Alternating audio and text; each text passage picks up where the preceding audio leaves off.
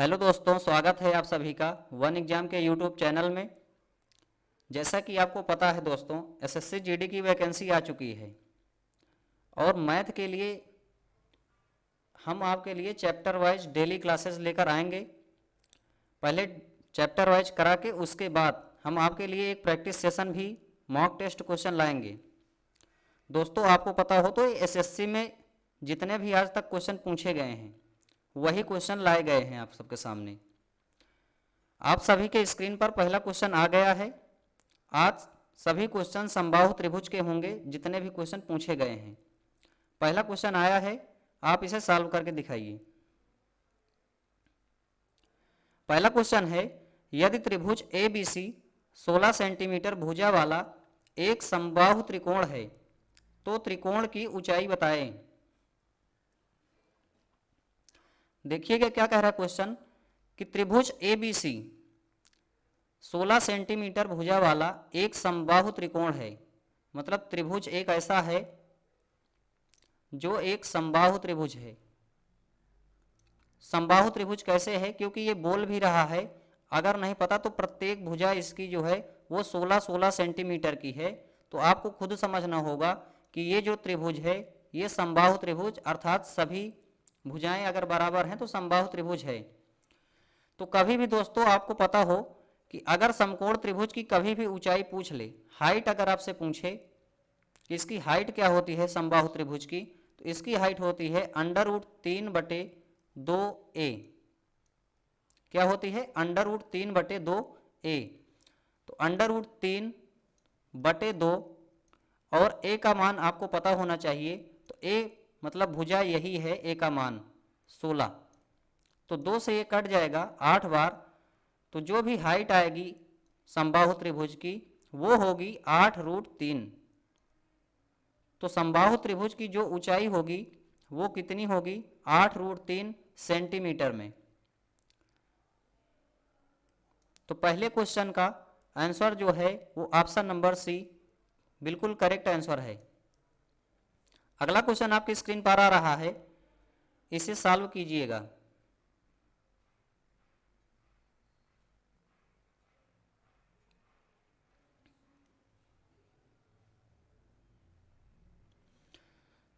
दूसरा क्वेश्चन है, एक समबाहु त्रिभुज की ऊंचाई 15 सेंटीमीटर है, तदनुसार उसका क्षेत्रफल कितना होगा। कह रहा है कि एक समबाहु त्रिभुज की ऊंचाई जो है वो है 15 सेंटीमीटर। अभी हमने आपको तुरंत बताया था कि जो समबाहु त्रिभुज की ऊंचाई होती है वो होती है √3/2a। यही बताया था ना। उसके बाद इसने तो खुद दे दिया कि असल में इसकी ऊंचाई जो है वो है 15 सेंटीमीटर। तो आप इसके बराबर कर दो कि समबाहु त्रिभुज की ऊंचाई क्या है? 15 सेंटीमीटर। ठीक है। अब आप देख पा रहे हो कि यहाँ पर √3 है, तो a बराबर जो होगा वो होगा इस 2 का गुणा इस 15 में होगा, तो ये हो जाएगा 30 बटे में ये √3 जो डिवाइड जो गुणा में है वो डिवाइड में आ जाएगा, तो √3 नीचे आ जाएगा। लेकिन हमसे पूछ रहा है कि तदनुसार उसका क्षेत्रफल कितना होगा। तो समबाहु त्रिभुज का जो क्षेत्रफल होता है, एरिया जो होता है, उसका फार्मूला होता है √3/4 भुजा का स्क्वायर। तो √3 का मान 3 ही रखना है, उसे आगे नहीं सॉल्व करना है। √3/4 भुजा की अगर मैं बात करूं तो भुजा का स्क्वायर कह रहा है, मतलब 30/√3। स्क्वायर करोगे तो एक बार आपको और यही चीज लिखना पड़ेगा, 30/√3। अब आप देख पा रहे हो दोस्तों, √3 और √3 का गुणा 3 ही होता है, तो 3 और 30 को काट दो तो ये 10 बार में कट जाएगा। अब देख रहे हो कि 4 25 में 100, ये 25 था ना, तो 4 25 में 100। 25 और 3 का जैसे ही गुणा करोगे ये आएगा 75, और यहाँ पर √3 है तो √3 आप भी लगा लें। 75√3 इस क्वेश्चन का जो होगा वो बिल्कुल ही करेक्ट आंसर होगा। तो दूसरे नंबर क्वेश्चन का सही आंसर क्या है? ऑप्शन नंबर सी 75√3 वर्ग सेंटीमीटर। तीसरा क्वेश्चन आपकी स्क्रीन पर आ रहा है।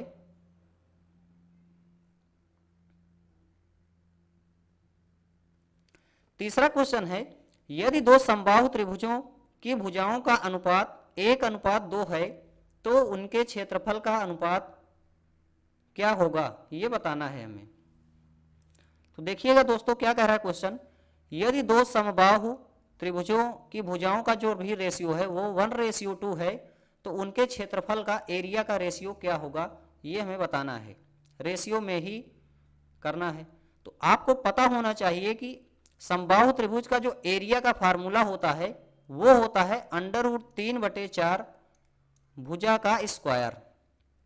तो जैसे ही आप देख पा रहे हो कि यहाँ पर भुजाओं का रेशियो दिया है 1:2 और हमसे पूछ रहा है कि एरिया का बताओ आप।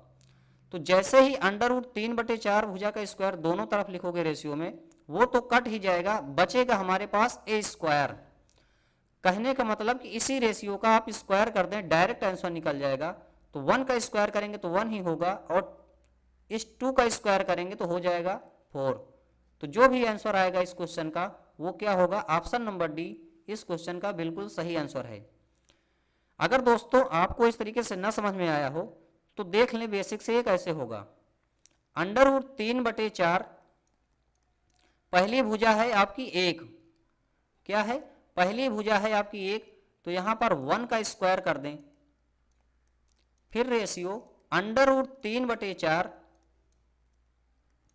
यहां पर भुजा का स्क्वायर देख रहे हैं तो भुजा है 2, इसका स्क्वायर करेंगे 2 का, तो 2 का स्क्वायर यहां भी कर दें आप। तो आप देख पा रहे हो कि √3/4 से √3/4 तो डायरेक्ट कट गया और आंसर आ गया 1:4। तो 1:4 इस क्वेश्चन का सही आंसर है। चौथा क्वेश्चन आपकी स्क्रीन पर आ रहा है।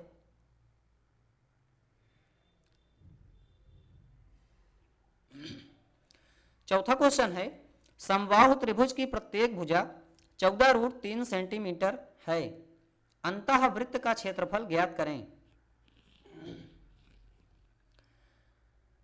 समबाहु त्रिभुज की प्रत्येक जो भुजा है वो है 14√3 सेंटीमीटर। हमसे पूछ रहा है कि अंतः वृत्त का क्षेत्रफल ज्ञात करें।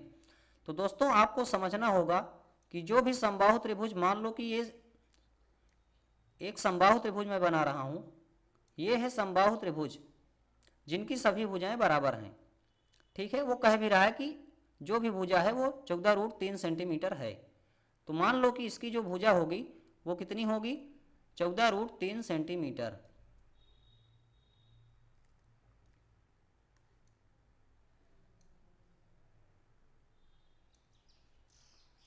₹14.3 सेंटीमीटर सभी भुजाएं हैं, ये यहाँ भी होगा यहाँ भी होगा, तीनों भुजाओं के पास, क्योंकि सेम है भुजा।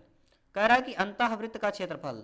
अंतःवृत्त कहने का मतलब कि जो भी वृत्त बना है वो इसी के अंदर है, देख रहे हो ना, मतलब समबाहु त्रिभुज के अंदर ही ये वृत्त होगा। आप मान लो कि ABC शीर्ष को मान लिया, अब इसके अंदर हमने एक वृत्त बना दिया, ये है वृत्त का केंद्र। तो जो भी त्रिज्या होगी, ये अंतःवृत्त की त्रिज्या होगी, तो आप R मान लो। तो आपको पता होना चाहिए कि समबाहु त्रिभुज के अंदर अंतःवृत्त मतलब वृत्त अगर अंदर बना है समबाहु त्रिभुज के, तो उसका क्षेत्रफल या त्रिज्या आप कैसे निकालेंगे, तो पहले त्रिज्या की जरूरत पड़ेगी। तो अंतः वृत्त की त्रिज्या R, स्मॉल r बराबर होता है a/2√3। अगर आप ये कर लेंगे तो डायरेक्ट निकल जाएगा कि त्रिज्या क्या होगी। तो a का मान आप देख रहे हो कि 14√3 सेंटीमीटर दिया है, तो 14√3 बटे में 2√3, √3 से √3 कट गया, 2 सते 14। तो आपको पता होना चाहिए कि ये जो 7 आया है आपके पास, ये क्या है, ये है स्मॉल r, अर्थात अंतःवृत्त की जो भी त्रिज्या है ये है 7। और आपको पता है कि वृत्त की त्रिज्या अगर 7 है तो जो भी एरिया होगा वो डायरेक्ट आपको पता होना चाहिए कि 154 सेंटीमीटर होगा स्क्वायर में, 154 सेंटीमीटर स्क्वायर में। तो क्षेत्रफल क्या होता है 154। वैसे आपको पता होना चाहिए कि एक होता है, जैसे अगर मान लो कि वृत्त की त्रिज्या है, यहाँ पर दी है कि वृत्त की त्रिज्या, तो यहाँ पर मैं लिख रहा हूँ एरिया, और इधर क्या लिख सकते हो आप, परिमाप या पेरीमीटर, पेरीमीटर लिख सकते हो, ठीक है। अगर त्रिज्या है 7 तो क्षेत्रफल होगा 154 और परिमाप क्या होगा 44। अगर है 14 तो देख रहे हो 7 का ये 2 गुना बना, तो यहाँ पर 2 गुना बन रहा है, लेकिन एरिया में आओगे तो इसका स्क्वायर बन जाएगा 2 का, मतलब यहाँ पर 4 गुना होना चाहिए, तो ये हो जाएगा 616। और इसको भी जैसे ही 2 गुना बनाओगे आप, ये हो जाएगा 88। तो ये पता होना चाहिए। वृत्त की त्रिज्या 7 है तो 154 एरिया होगा, डायरेक्ट आपको पता होना चाहिए। तो किस ऑप्शन में है, ऑप्शन नंबर सी इस क्वेश्चन का बिल्कुल ही सही आंसर होगा।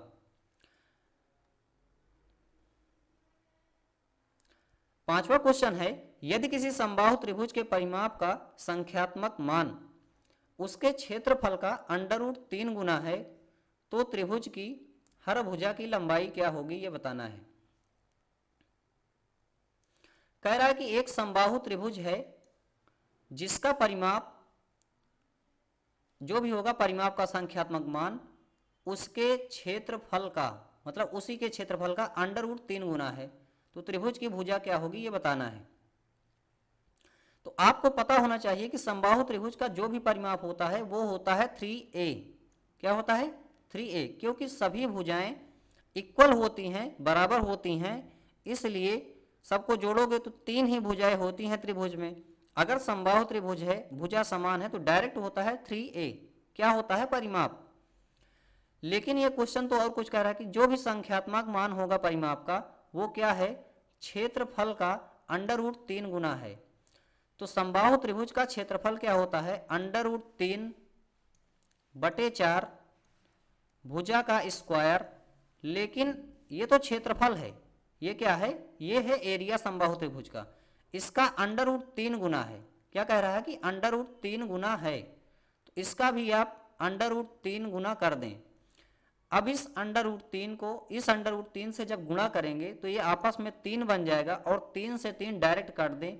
यहाँ पर आप देख रहे हैं कि एक ए है, तो एक ए से एक ए और काट दें, तो यहाँ पर आपसे निकलेगा कि ए का मान क्या है। तो ए का मान जो भी निकल रहा है वो निकल रहा है 4 यूनिट। कितना निकल रहा है, 4 यूनिट। हमसे पूछ रहा है तो त्रिभुज की हर भुजा की लंबाई होगी, तो हर भुजा की लंबाई कितनी होगी, 4 यूनिट।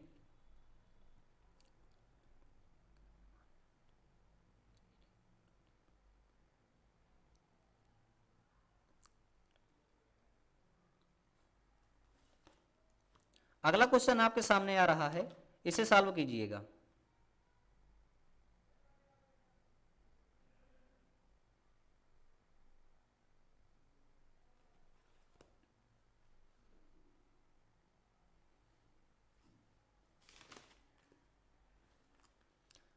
छठा क्वेश्चन कह रहा है, यदि एक समबाहु त्रिभुज की भुजा 12 सेंटीमीटर है तो बाह्य त्रिज्या तथा अंतः त्रिज्या के बीच डिफरेंस क्या होगा।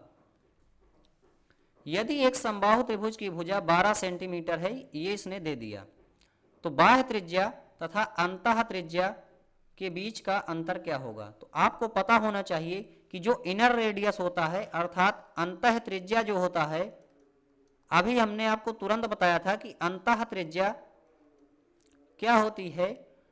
इसको निकालने के लिए आपको पता होना चाहिए कि a/2√3 ये फार्मूला होता है।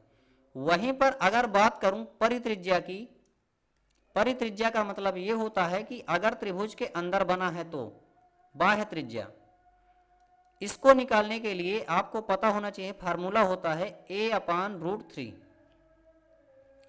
इन्हीं के बीच हमसे पूछ लिया है कि डिफरेंस क्या होगा, तो आपको पता होना चाहिए कि यहाँ क्या डिफरेंस होगा, पहले ये पता कर लो, फिर डायरेक्ट बता सकते हो आप।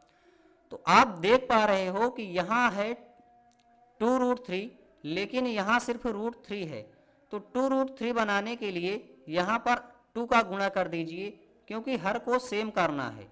तो हमने गुणा किया 2 का, तो 2 का क्या सिर्फ इसी में गुणा होगा, इसमें भी होगा, तो 2a हो जाएगा। इसका भी गुणा करना ही पड़ेगा, क्योंकि साथ में करोगे तो सब में करना पड़ेगा।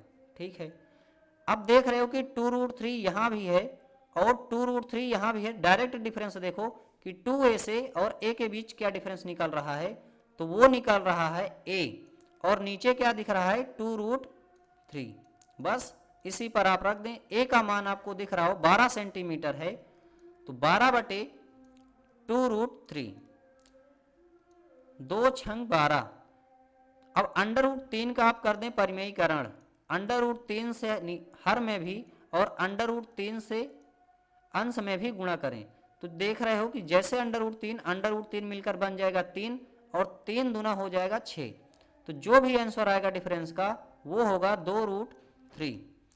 किस ऑप्शन में है? ऑप्शन नंबर सी इस क्वेश्चन का बिल्कुल ही सही आंसर होगा। तो छठे क्वेश्चन का जो भी आंसर होगा वो क्या हुआ? 2√3। दोस्तों अगर आपको थोड़ा कम समझ में आया हो तो वीडियो को फिर से एक बार देख लें, पीछे करके एक बार देख लें, समझ में आ जाएगा दोबारा।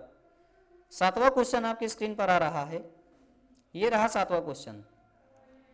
7वां क्वेश्चन क्या कह रहा है? किसी समबाहु त्रिभुज के परिवृत्त तथा अंतःवृत्त के क्षेत्रफल का अंतर 44 सेंटीमीटर स्क्वायर है, त्रिभुज का क्षेत्रफल ज्ञात करें।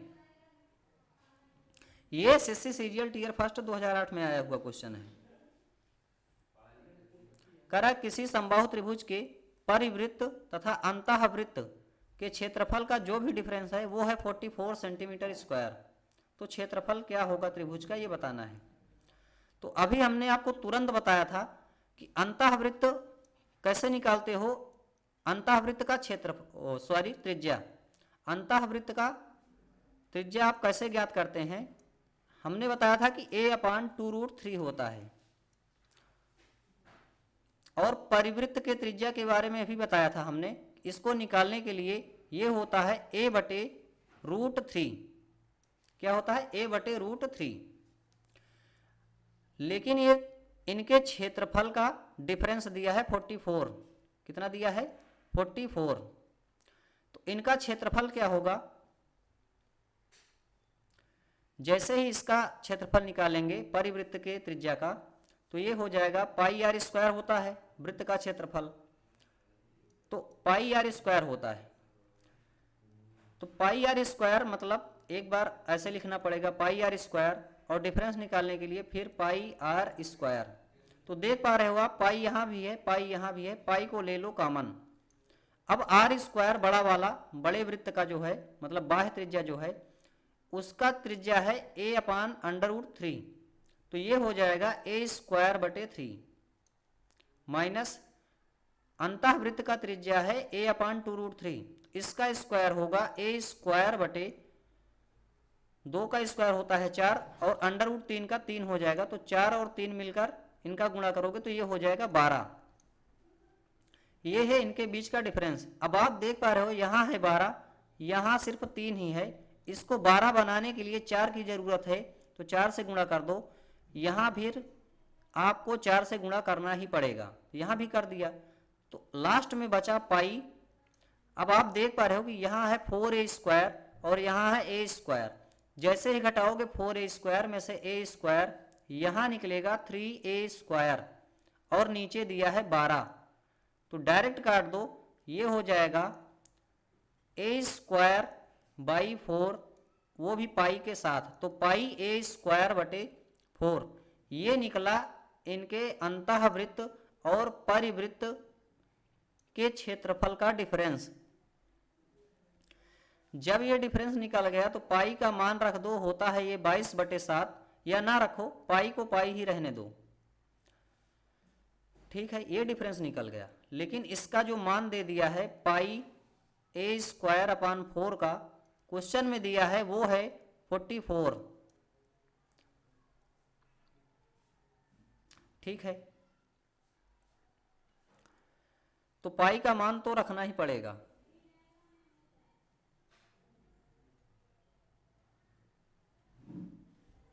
तो पाई का मान मैं यहाँ रख दे रहा हूँ, ये होता है 22/7। तो 7 नीचे आ गया, 22 दूना 44 और ए स्क्वायर का जो मान होगा वो हो जाएगा, ये 7 4 का गुणा इधर हो जाएगा तो 28 दूना 56 हो जाएगा। ए स्क्वायर का मान निकला 56। हमसे क्वेश्चन में पूछ रहा है कि त्रिभुज के क्षेत्रफल बताएं।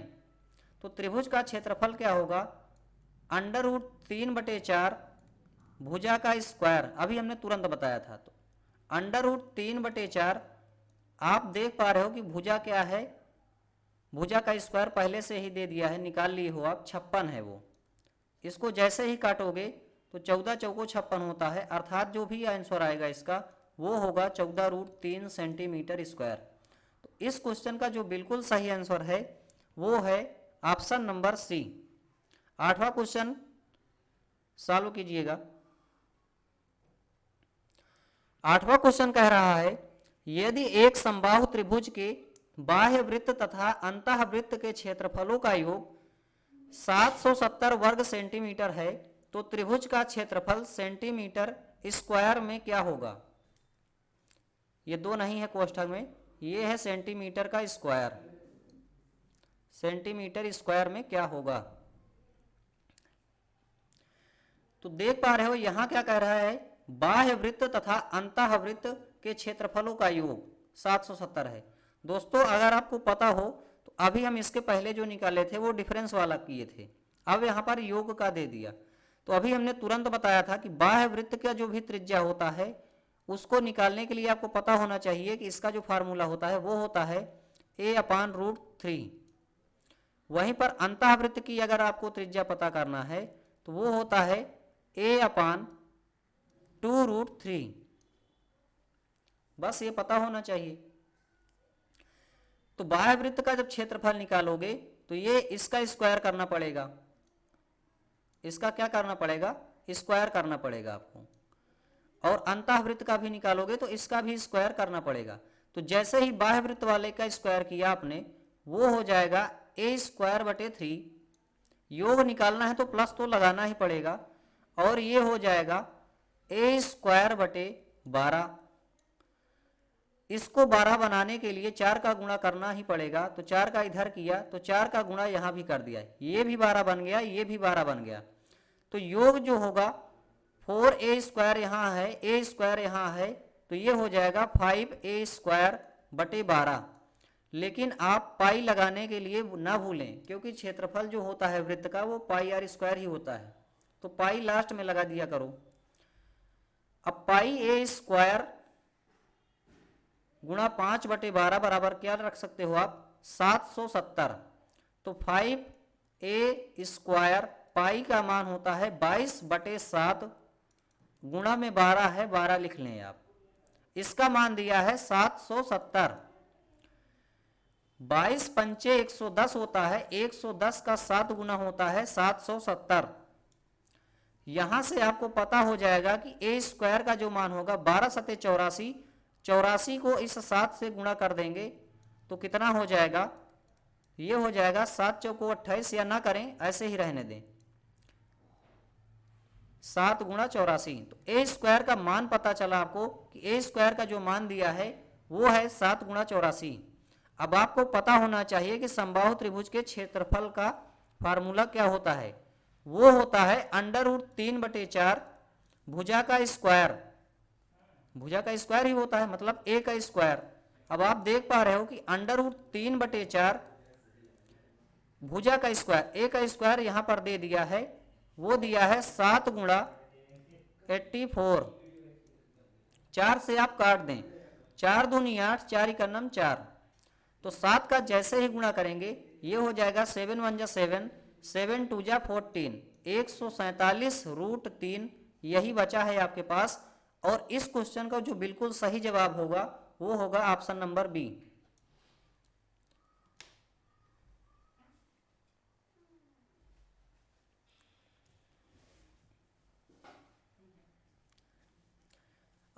नौवां क्वेश्चन आपकी स्क्रीन पर आ गया है, कह रहा है कि एक समबाहु त्रिभुज की भुजा वर्ग के विकर्ण के बराबर है। यदि वर्ग की भुजा 12 सेंटीमीटर है तो समबाहु त्रिभुज का क्षेत्रफल क्या है?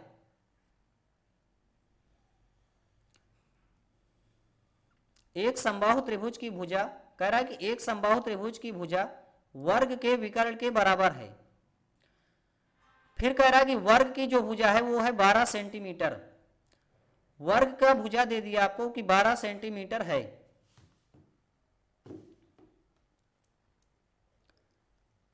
तो ए बराबर आपको दिया 12 सेंटीमीटर, या आप ऐसे ही मान लें कि वर्ग की भुजा दे दिया आपको 12 सेंटीमीटर, ठीक है। तो आपको पता होना चाहिए कि वर्ग का विकर्ण क्या होता है। वर्ग का विकर्ण, तो वर्ग का जो विकर्ण होता है वो होता है a√2 √2 फिर गुणा a, ये होता है वर्ग का विकर्ण। तो आपको पता होगा कि वर्ग का मान यहां पर दे दिया है कि वर्ग की भुजा क्या है 12, तो ये हो जाएगा 12√2। ये जो हुआ 12√2 ये तो हो गया वर्ग का विकर्ण। तो वर्ग का विकर्ण क्या हो गया? ये हो गया 12√2। लेकिन क्वेश्चन में कह रहा है कि एक समबाहु त्रिभुज की भुजा, एक समबाहु त्रिभुज की भुजा वर्ग के विकर्ण के बराबर है, वर्ग के विकर्ण के इक्वल है। कहने का मतलब कि जो भी समबाहु त्रिभुज की भुजा होगी वो क्या होगी? 12√2 होगी। तो आगे हमसे पूछ रहा है कि समबाहु त्रिभुज का क्षेत्रफल क्या होगा। तो सबको पता है कि √3/4 भुजा का स्क्वायर होता है। तो जैसे ही आप √3/4 भुजा का स्क्वायर अर्थात 12√2 का स्क्वायर करेंगे तो यहां से आपका आंसर निकलेगा। तो 12√2 का स्क्वायर का मतलब कि इसे आप दो बार लिख दो, 12√2 गुणे 12√2, तो 4 तिहाई 12, और √2 और √2 का गुणा करेंगे तो ये हो जाएगा 2, 2 का इस 3 में गुणा कर देंगे तो ये हो जाएगा 6, और 12 छंग 72, तो 72√3 बचा है अभी, तो 72√3 इस क्वेश्चन का बिल्कुल सही जवाब होगा। ऑप्शन नंबर सी बिल्कुल सही आंसर है। 10वां क्वेश्चन स्क्रीन पर आ रहा है, सॉल्व करके दिखाइएगा। 10वां क्वेश्चन है, यदि एक समबाहु त्रिभुज की प्रत्येक भुजा में 2 मात्रक की वृद्धि कर दी जाए तो उसके क्षेत्रफल में 3 + √3 वर्ग मात्रक की वृद्धि हो जाएगी। तदनुसार उस त्रिभुज की प्रत्येक भुजा की लंबाई कितनी है, यह ज्ञात करना है। कह रहा कि एक समबाहु त्रिभुज की प्रत्येक भुजा में 2 मात्रक की वृद्धि कर दी जाए। तो पहले तो आप ये बताओ कि समबाहु त्रिभुज की भुजा तो a रही होगी, ठीक है।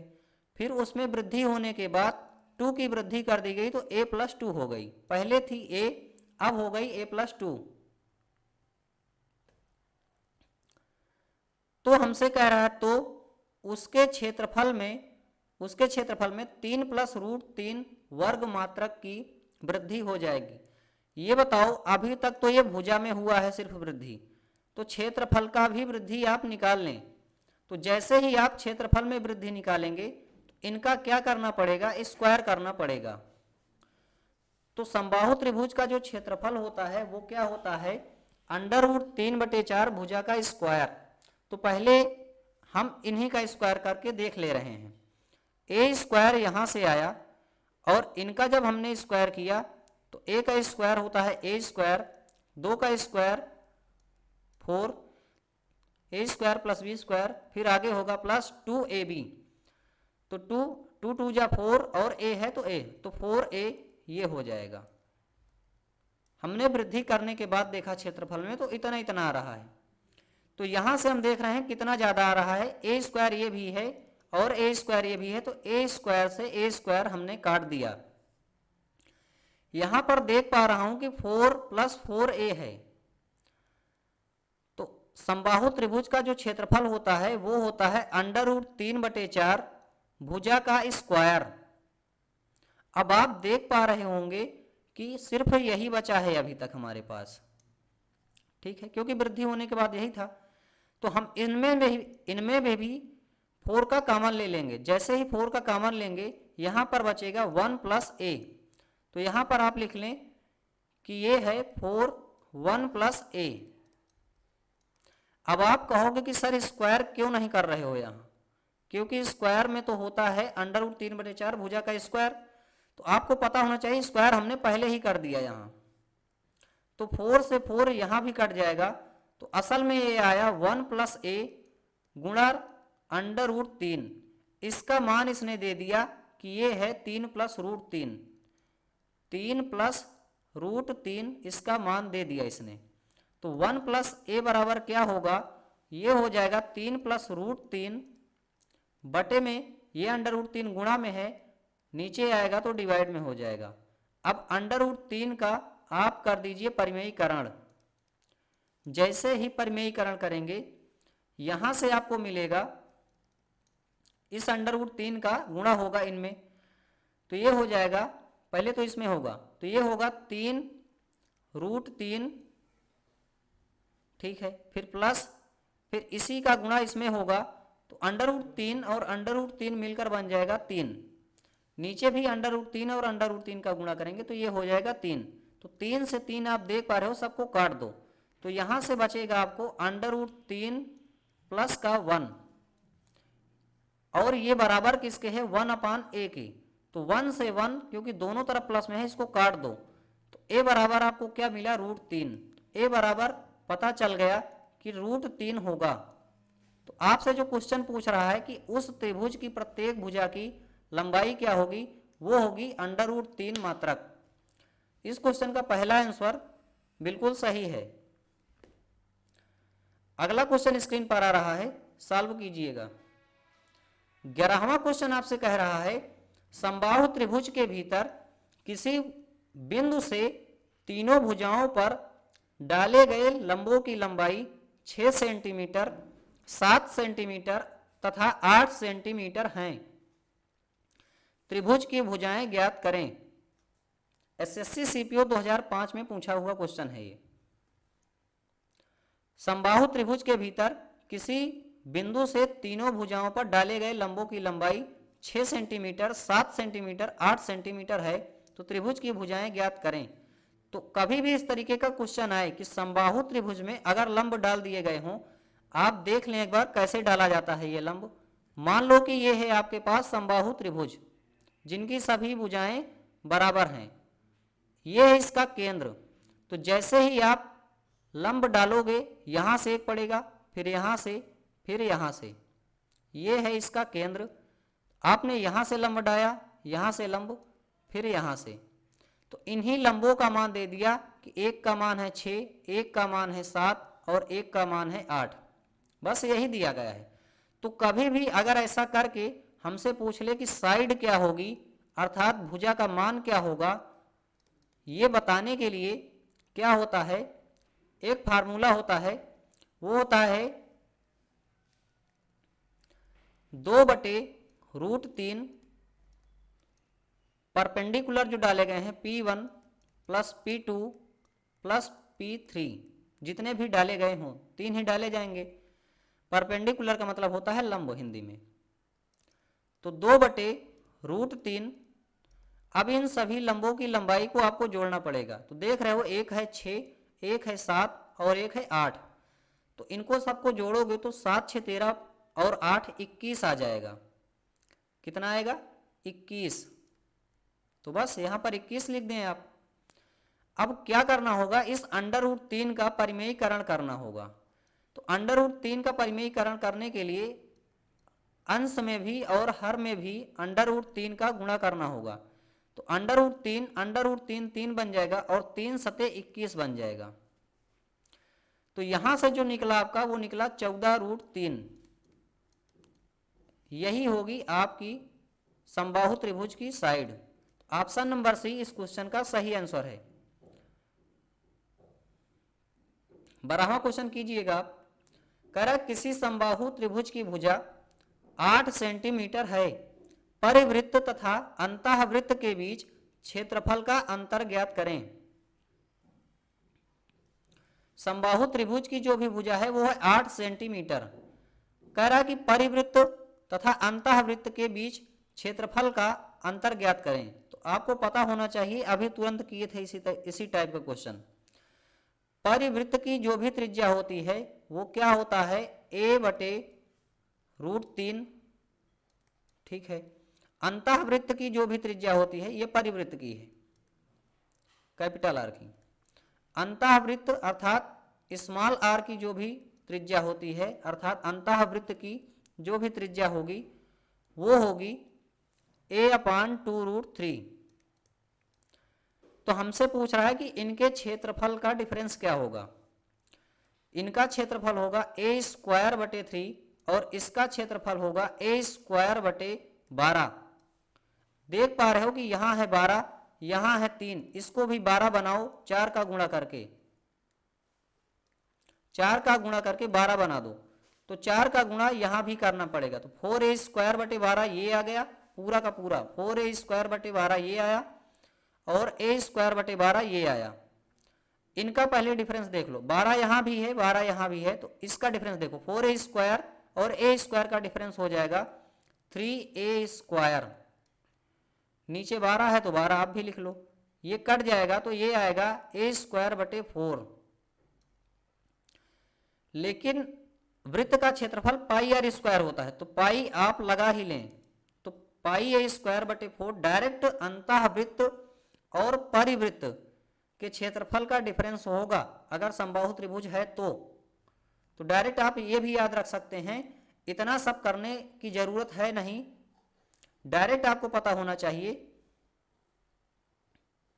कि अंतःवृत्त और परिवृत्त के क्षेत्रफल का जो भी डिफरेंस होगा वो क्या होगा, वो होगा πa² 4 और इसका मान आपको दे दिया है कि वो है 8 सेंटीमीटर। सॉरी ये दिया नहीं, डिफरेंस नहीं दिया क्योंकि हमसे डिफरेंस ही पूछा, डिफरेंस होगा πa²/4। अब पाई का मान आपको पता होना चाहिए, 22/7 रख दो, a² मतलब इस 8 का स्क्वायर जैसे ही करेंगे हो जाएगा 64 बटे में, यहाँ 4 है 4 आप भी लिख दो, तो 4 इकन्नम 4, 4 छंग 24, 16 चौको 64, 16 का 22 में जैसे ही गुणा करेंगे तो क्या मिलेगा आपको, 16 का 22 गुणा करेंगे, 16 दूनी 32 का 2 हासिल है 3, 16 दूनी 32 और 3 हो जाएगा 35 बटे में 7। अब आप देख पा रहे हो कि 7 7 7 सभी ऑप्शन में है, तो अभी बता नहीं सकते हो, लेकिन आप देख रहे हो कि लास्ट में यूनिट डिजिट है 2, तो किसमें लास्ट की यूनिट डिजिट 2 होगी। इस 7 का 0 में गुणा करेंगे तो 0 हो जाएगा, 0 में 1 का 1 जोड़ देंगे तो 1, ये आंसर होगा नहीं। बी वाले को चेक करता हूँ, 7 0 0 0 में 2 जोड़ेंगे तो 2 हो रहा है, ये हो सकता है, लेकिन आगे भी आप चेक कर लें। इस 7 का गुणा 5 में करेंगे, 7 5 35, 1 जोड़ देंगे हो जाएगा 36, ये भी नहीं होगा। 7 5 35, 35 में 2 जोड़ेंगे हो जाएगा 37, ये भी नहीं होगा। अर्थात ऑप्शन नंबर बी इस क्वेश्चन का बिल्कुल सही आंसर होगा। कौन सा, option number b is the right answer.